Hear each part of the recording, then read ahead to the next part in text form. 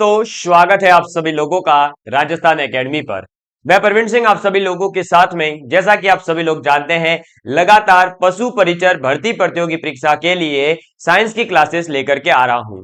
और आप सभी लोग लगातार इन क्लासेस को देख रहे हैं। आप सभी लोगों के प्यारे प्यारे से कमेंट्स मुझे मिल रहे हैं, उससे मुझे बहुत ही खुशी मिल रही है और उसी से मोटिवेट होकर के मैं लगातार अब क्लास लेने की पूरी कोशिश करूंगा। बीच में जो है मैंने गैप दे दिया था, उसका कारण भी आप सभी लोग थे कि आप लोगों के जो प्यारे प्यारे कमेंट नहीं आते थे तो हमें मोटिवेशन नहीं मिलता है। फिर ये लगता है कि विद्यार्थी पढ़ना नहीं चाहता, हो सकता है कि वो कहीं और से पढ़ रहे होंगे तो अपन नहीं चलाए, दूसरी क्लास से चलाते हैं। लेकिन आप लोगों का जो प्यार मिला पिछले सभी वीडियोस को, तब मुझे लगा कि नहीं, निश्चित रूप से ही विद्यार्थियों को जो है विज्ञान को सामान्य शब्दों के अंदर, एकदम सरल भाषा के अंदर समझाने के लिए मुझे क्लासेस लेनी होगी। और अब लगातार क्लासें आएगी जब तक सिलेबस पूरा नहीं हो जाता है, ठीक है। और अगर आप लोग देखिए, मैंने ही क्लियर कर दूं कि यहां पर जो मैं आपको साइंस पढ़ा रहा हूं वो 10th लेवल तक की पढ़ा रहा हूं, यानी एकदम सामान्य विज्ञान, रियल वाली सामान्य विज्ञान। लेकिन अगर आप चाहते हैं कि हम थोड़ा सा अपर लेवल पर पढ़ें, और अगर आप क्लास 12 पास आउट हैं, तो फिर आप जो है एलडीसी की जो साइंस की क्लासें मेरी अलग से चल रही है उनको भी जरूर से ज्वाइन करें। उसके अंदर जो है मैं जो जो टॉपिक दे रखे हैं वो काफी डिटेल के अंदर क्लास 12 तक के लेवल का पढ़ा रहा हूं, इसलिए आप लोग चाहें तो वहां से भी क्लासेस अटेंड कर सकते हैं और अपने नोट्स जो है और भी ज्यादा एडवांस बना सकते हैं। ये जो आपके साइंस पढ़ाई जा रही है ये एकदम बिल्कुल बेसिक वाली है, जो आपके पशु परिचर के लिए तो ठीक रहेगी। लेकिन अगर आप चाहते हैं कि हम दूसरे एग्जाम के लिए भी साइंस को समझ लेवे, एक साथ ही साइंस पूरी करना चाहते हैं, तो जरूर से आप एलडीसी की क्लास को भी ज्वाइन किया करें, नोट्स बनाए करें, ठीक है। लास्ट क्लास के अंदर मैंने आपको ससंजक और असंजक यानी कि कोहेंसिव एंड एडहेंसिव फोर्सेस की बात करी थी। आज अपन बात करने वाले हैं पृष्ठ तनाव यानी कि सरफेस टेंशन की, और केशिकत्व यानी कि आपके कैपिलरिटी के बारे में आज मैं बात करने वाला हूं। और ये क्लासेस एनसीईआरटी बेस है, ये आपको पहले ही क्लियर कर दूं। किसी विद्यार्थी को लग सकता है कि एनसीईआरटी सर पढ़ा रहे हैं, यानी एनसीईआरटी इसके अंदर इंक्लूड है, नो टेंशन रहिए, ठीक। चलो अब बात करते हैं अपने पृष्ठ तनाव के बारे में, सरफेस टेंशन के बारे में। तो आज की हेडिंग डालिएगा पृष्ठ तनाव, ठीक है। सरफेस टेंशन की अपन बात करेंगे, ये क्या होता है। देखिए, इसका जैसा नाम है इंग्लिश में सरफेस टेंशन, यानी कि जो आपके लिक्विड होता है, जो आपका द्रव होता है, उस द्रव की एक सरफेस बनेगी। सीधी सी बात है, मान लो उस सरफेस को मैं इस प्रकार से जो है पूरा ड्रॉ करता हूं, तो ये जो सरफेस बनी है, इस सरफेस के कारण जो तनाव उत्पन्न होता है, उसी तनाव को अपन क्या कहते हैं भैया जी, बताइए। कहते हैं पृष्ठ तनाव, सरफेस टेंशन कहते हैं। अब मान लीजिए ये एक तालाब है, या कोई भी आप बर्तन मान लीजिए जिसके अंदर पानी भरा हुआ है। पानी भरा हुआ है, ऑब्वियस सी बात है कि जो सबसे ऊपर वाली लेयर होगी, देखिए मैं ऊपर वाली लेयर बना रहा हूं, ये जो ऊपर वाली लेयर है इतनी इतनी मान लो, है ना, इतनी इतनी, इस लेयर को क्या कर रहे हैं अपन, नीचे की तरफ खींच रहे हैं। कॉमन सेंस की बात है, नीचे की तरफ खींच रहे हैं, मतलब यहां पर जो है ऐसे आपका एक तनाव लग रहा होगा या नहीं। और तनाव के कारण ही द्रव का जो ऊपर वाली अगर आप सरफेस देखोगे तो प्लेन नहीं दिखती है, थोड़ी सी अंदर झुकी हुई दिखती है। इसीलिए मैंने जो है इसको इस प्रकार से कर्व शेप के अंदर बनाई है। समझ में आ गई बात।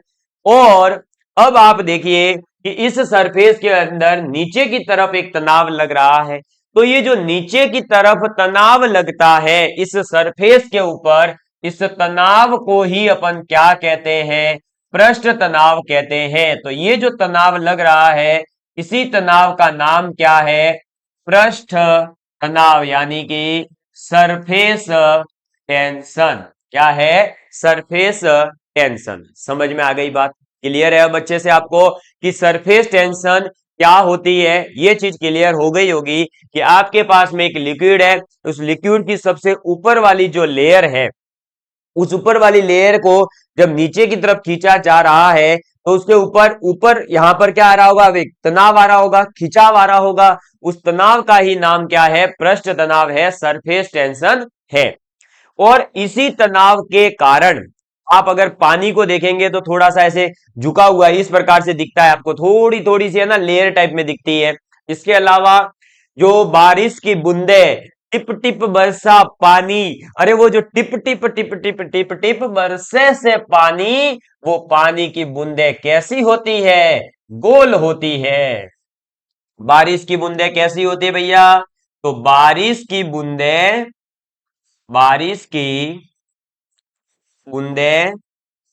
गोल होती है। और बारिश की बूंदों के गोल होने का कारण क्या है, तो उसके गोल होने का कारण यही है पृष्ठ तनाव। क्यों, देखो भाई, पृष्ठ तनाव लग रहा है, कॉमन सेंस की बात है, तो पृष्ठ तनाव लगेगा तो उसकी वजह से क्या होगा कि जो क्षेत्रफल होगा वो कम से कम करना चाहेगा। और क्षेत्रफल हमेशा कम से कम किसका होता है, तो वृत्त का होता है, यानी गोले का होगा। इसी वजह से जो बारिश की बूंदें हैं वो कैसी होती है, गोल होती है, वृत्ताकार रूप के अंदर होती है। समझ में आ गई बात, क्लियर है। तो अब इसके बारे में डिटेल में लिख लीजिए। अभी तो केवल आपने कॉन्सेप्ट समझा है कि पृष्ठ तनाव है क्या। अब इसकी डेफिनेशन जो आपको एग्जाम में काम आएगी, याद करने के लिए, रिवीजन करने के लिए, वो चीज लिखिए। ये जरूर बनाना, क्योंकि टिप टिप जब बरसता है पानी, तो क्या होता है, आपको चीजें याद हो जाती है ना। तो ये बना लीजिएगा छोटा सा डायग्राम। अरे सारा वक्त लगा दो, अरे सारा वक्त लगा दो अपना वक्त बनाने में, तुम्हें कोई नहीं रोक पाएगा कामयाब होने से, तुम्हें कोई नहीं रोक पाएगा कामयाब होने से। और चलिए लिखिएगा कि इस तनाव, पृष्ठ तनाव के अंदर ये डायग्राम वायग्राम होने के बाद लिखिएगा कि इस तनाव के कारण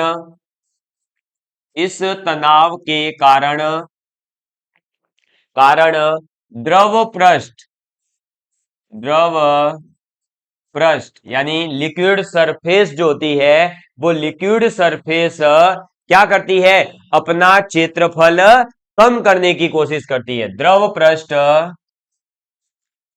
अपना क्षेत्रफल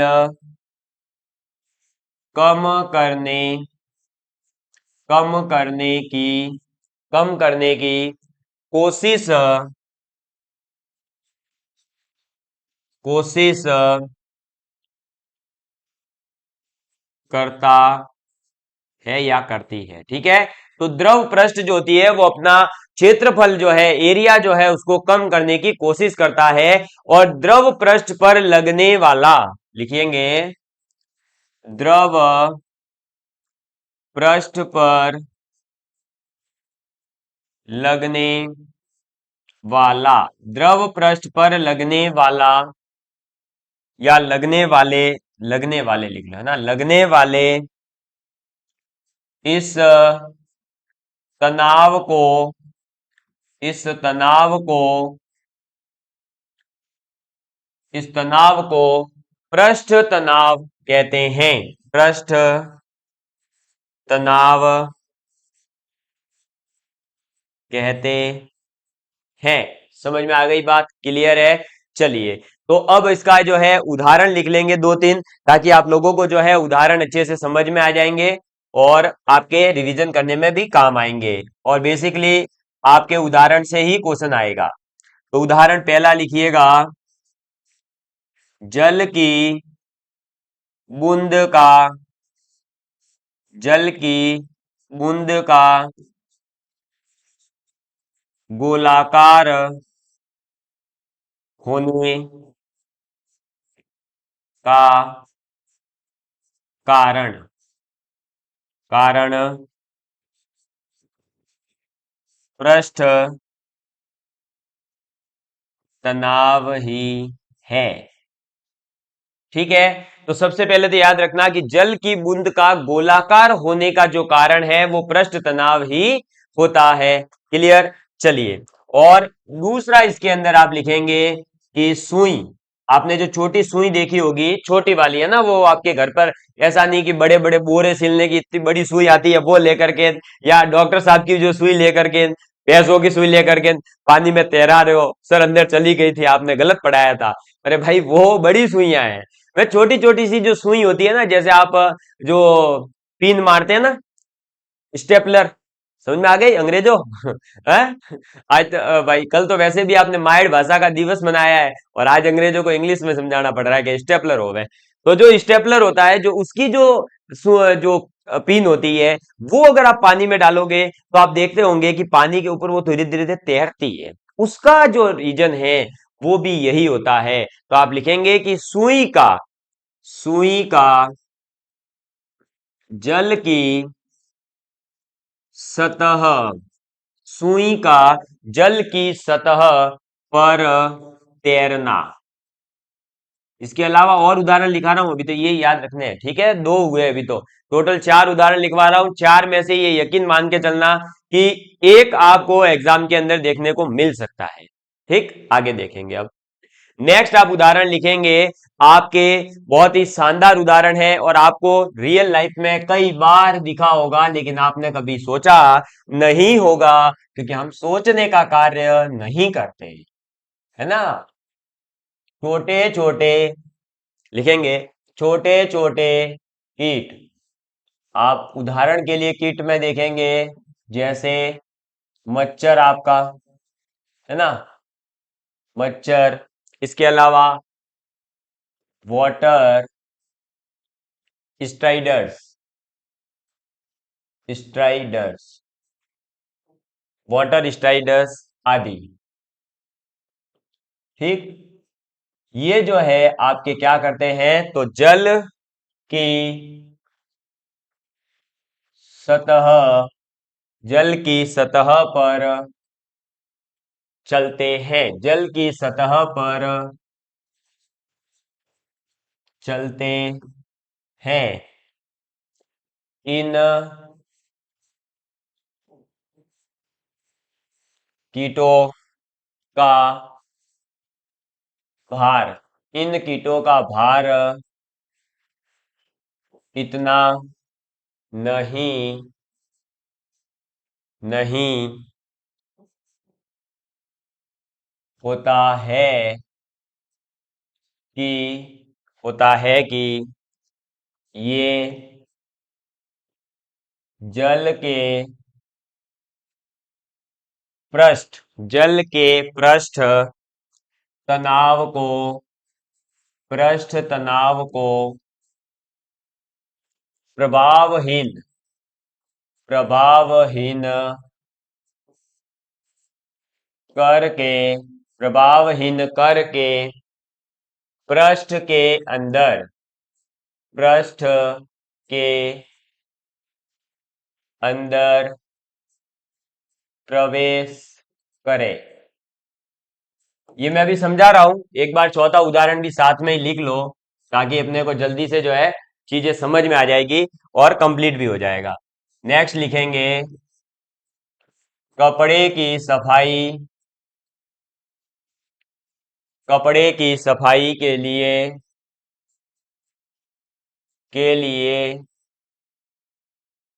प्रयुक्त, कपड़े की सफाई के लिए प्रयुक्त साबुन व डिटर्जेंट, साबुन व डिटर्जेंट को आप हिंदी में ही लिख लो अपमार्जक, और कहीं अपमार्जक आ गया शब्द तो कंफ्यूज हो जाओगे। अपमार्जक, ठीक है, डिटर्जेंट अपमार्जक। सरफ रे भाई, है मारवाड़ी भेजमो के ने, अरे सरफ अपने घरे थैली में लावन, वो सरफ, ठीक है। हाँ, तो कपड़े की सफाई के लिए साबुन या फिर जो अपमार्जक डिटर्जेंट सरफ अपने घरे लावो वो, ठीक। सरफ या अपमार्जक जल के पृष्ठ तनाव, पृष्ठ तनाव को कम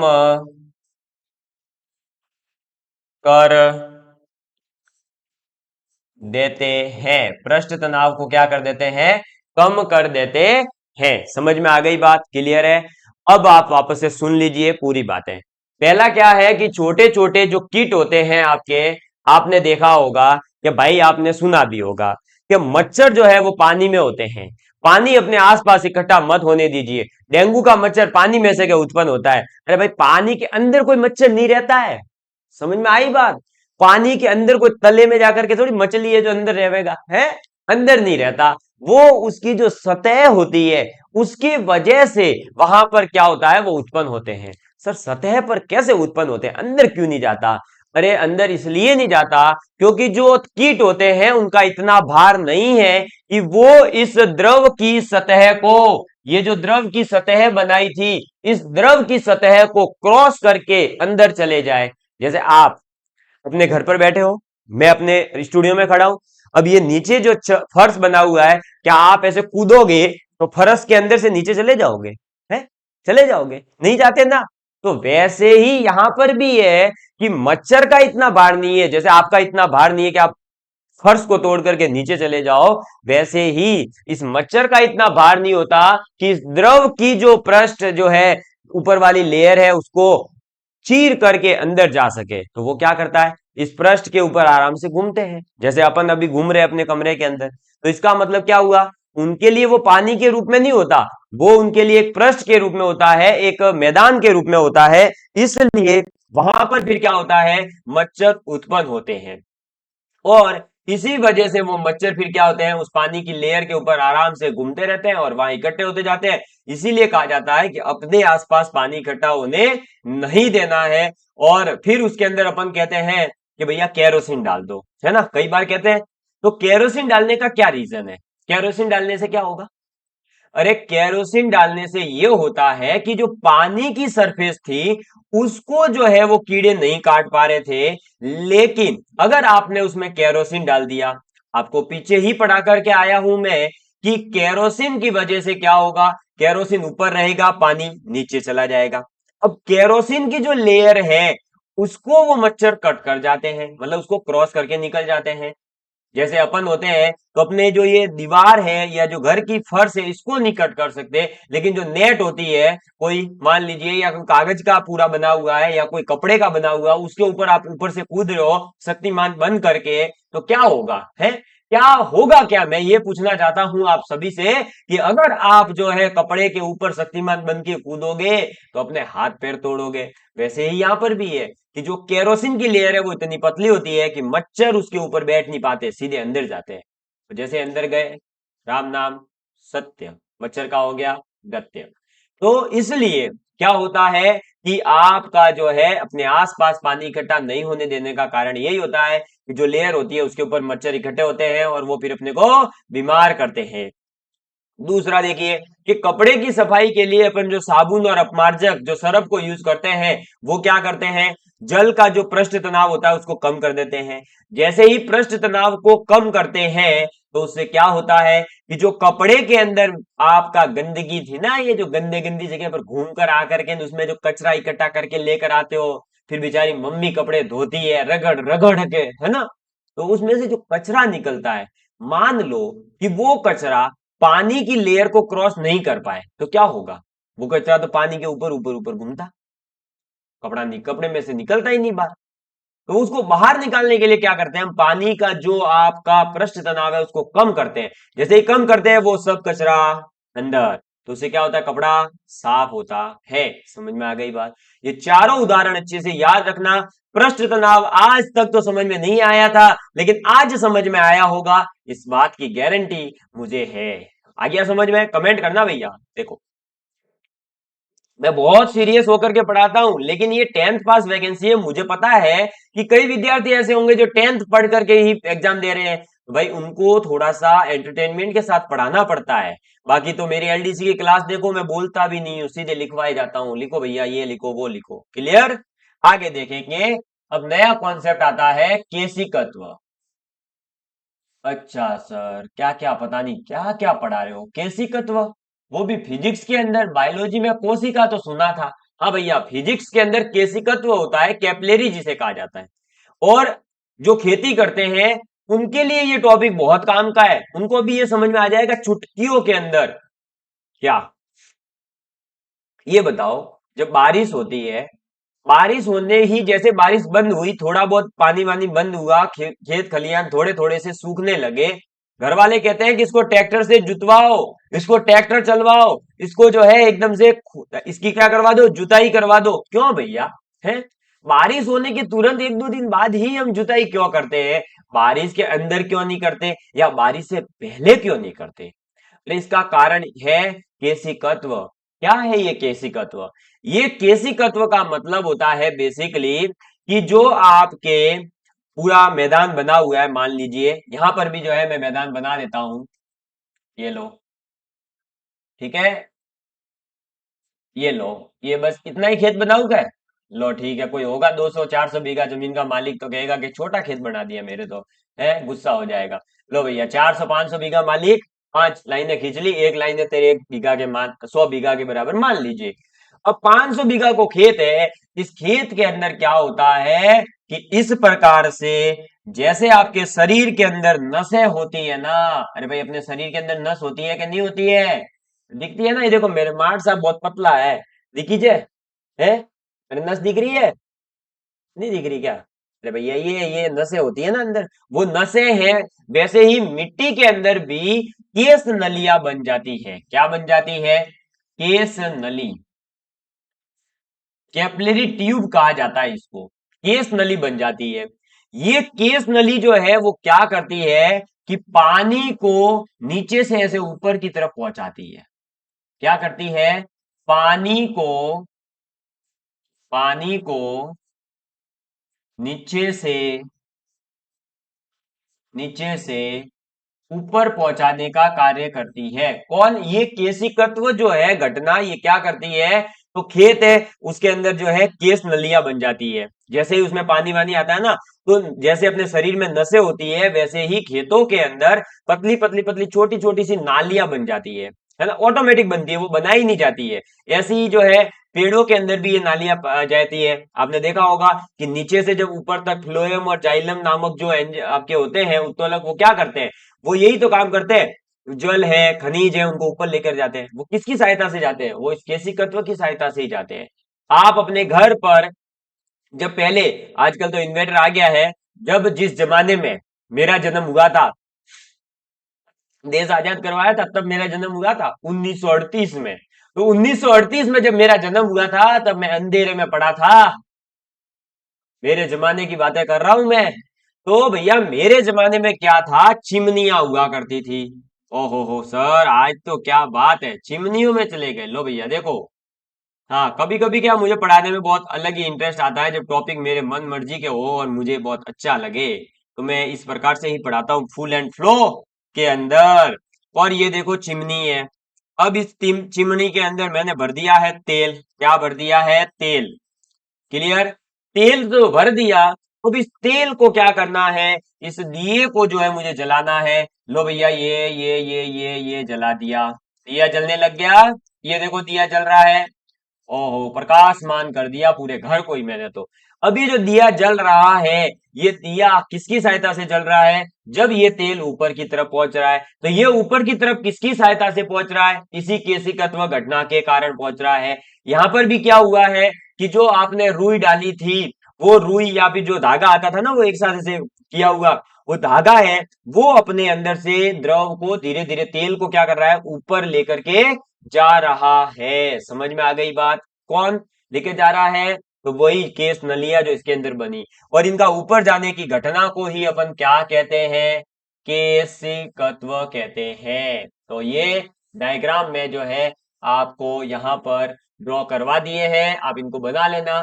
देखो भैया, जब तक साइंस के अंदर आप डायग्राम नहीं बनाओगे, आपको चीजें थोड़ी कम समझ में आएगी। अगर अच्छे से चीजों को समझना है, मजे के साथ में साइंस को पढ़ना है, इंटरेस्ट के साथ में, तो कहीं समस्या नहीं आएगी, इस बात की मैं गारंटी लेता हूं। इस प्रकार से छोटी छोटी चीजों को बनाइए, अरे काफी मजा आएगा। कुछ चीजें जानने के लिए भी पढ़ा करो, जरूरी नहीं है कि हम एग्जाम क्वालिफाई करके जाए। अरे दोस्तों, कहा ही तो गया है कि कुछ नहीं होगा जीवन में, कुछ नहीं होगा जीवन में तो तजुर्बा तो होगा।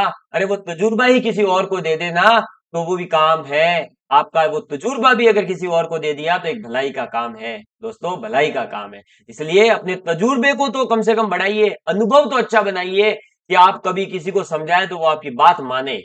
अब देखो, इसको अब राइटिंग फॉर्म में लिख लेते हैं भैया कि ये क्या था पूरा प्रोसेस। देखो कॉन्सेप्ट समझा दिया, अब मैं पूरी थ्योरी आपको लिखवा रहा हूं, जल्दी से लिखेंगे है ना। चलो लिखेंगे, केस नली। केस नली समझा ही दिया है, छोटी छोटी नालियां ऐसे बन जाती है ऊपर। केस नली में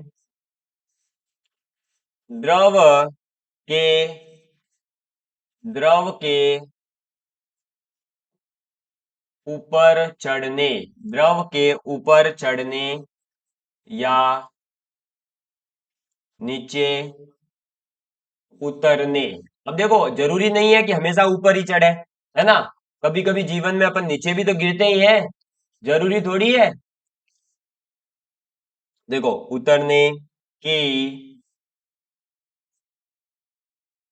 घटना को घटना को केशिकत्व यानी कैपिलरिटी कहते हैं, कहते हैं। ठीक है, नेक्स्ट पॉइंट इसके अंदर लिखेंगे, केस नली को जल से केस नली को जल से भरे भरे जल से भरे बर्तन में बर्तन में रखते हैं तो जल ऊपर की जल ऊपर की ओर चढ़ता है। ठीक है, अब जल्दी से लिखते जाइएगा। अब ये मत सोचना कि सर वापस से समझाएंगे, भाई समझा दिया क्या होता है, अब तो केवल थ्योरी है जो आपको एग्जाम में देखने को मिलेगी, इसलिए लिखवा रहा हूं, जल्दी लिख लो है ना। अब टाइम वेस्ट नहीं करेंगे अपन, फटाफट लिखते जाइए। नेक्स्ट आप लिखेंगे, पारे से भरे बर्तन, पारे से भरे बर्तन में रखते हैं तो पारे से भरे बर्तन में रखते हैं तो पारा नीचे की ओर पारा नीचे की ओर खिसकता है। ठीक है, पारा नीचे की ओर खिसकता है। क्लियर, ये भी पॉइंट आप लिख लीजिए। फिर अपन आगे बढ़ते हैं, जल्दी से लिखेंगे। फिर इसके उदाहरण जो मैंने आपको बोले हैं वो अभी तक तो आपको केवल सुने हैं कि अच्छा ये होता है वो होता है, पर लिखेगा कौन भाई, लिखने पड़ेंगे। देखो चलिए उदाहरण लिखेंगे। पहला, चिमनी यानी वही लैंप। ठीक है, तो पहला उदाहरण है, लैंप की लैंप की बत्ती में लैंप की बत्ती में केरोसिन केरोसिन तेल का ऊपर की ऊपर की और चढ़ना। ठीक है, कैरो लैंप की जो बत्ती होती है उसके अंदर केरोसिन तेल का ऊपर की ओर चढ़ना। बता ही दिया, ये तो मिट्टी का तेल केरोसिन तेल मतलब। ठीक है, अगर नहीं पता हो तो सुन लेना भाई। पेड़ पौधों, मैंने बताया ना जाइलम और फ्लोएम। पेड़ पौधों क्या होते हैं वो आगे डिटेल में आएंगे, लेकिन अभी केवल ये लिख लो कि पेड़ पौधों के तनों, शाखाओं शाखाओं व अन्य अन्य अवयवों अन्य अवयवों का या अन्य अवयवों में में जल का परिवहन। ठीक है, जल का परिवहन। क्लियर, तो जो पेड़ के अलग अलग भाग होते हैं, तना, शाखा, पत्तियां, उन तक जो पानी पहुंचता है या खनिज लवण वगैरह पहुंचते हैं, वो जाइलम और फ्लोएम, दो ऐसे उत्प्लवक होते हैं जो पहुंचाते हैं। उनकी बात अपन आगे पढ़ेंगे। उत्तक है ये बेसिकली, ठीक है, आगे डिटेल में आएगा बायोलॉजी वाले में। लेकिन उनको पहुंचाने में जो घटना लगती है वो फिजिक्स की है। तो अल्टीमेटली बायोलॉजी के अंदर भी फिजिक्स लगती है भाई, है ना, ये कहना चाहता हूं मैं। आगे लिखो तीसरा पॉइंट आपका, कि जो मैंने बताया वर्षा के बाद वाला है ना, तो वर्षा के बाद बाद किसान अपने किसान अपने खेतों की अपने खेतों की जुताई इसलिए कर देते हैं कर देते हैं कर देते हैं क्योंकि क्योंकि जुताई से जुताई से खेत में पानी से पानी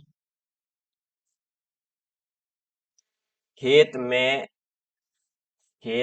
पानी नहीं, खेत में बनी केस नलियां बनी केस नलियां टूट जाती है केस नलियां टूट जाती है, ठीक है, टूट जाती है। और उससे क्या होता है, जल ऊपर नहीं ऊपर नहीं आ पाता है ऊपर नहीं आ पाता है। इसलिए इसलिए अरे, ठीक है, आ पाता है, जिससे जिससे खेत खेत में क्या होगा, जब पानी ऊपर नहीं आ पाएगा तो पानी सूखेगा नहीं खेत के अंदर का, और उससे क्या होगा, खेत में नमी बनी रहती है, ठीक है, बनी रहती है। क्लियर, समझ में आ गई बात, अच्छे से एकदम क्लियर होगा।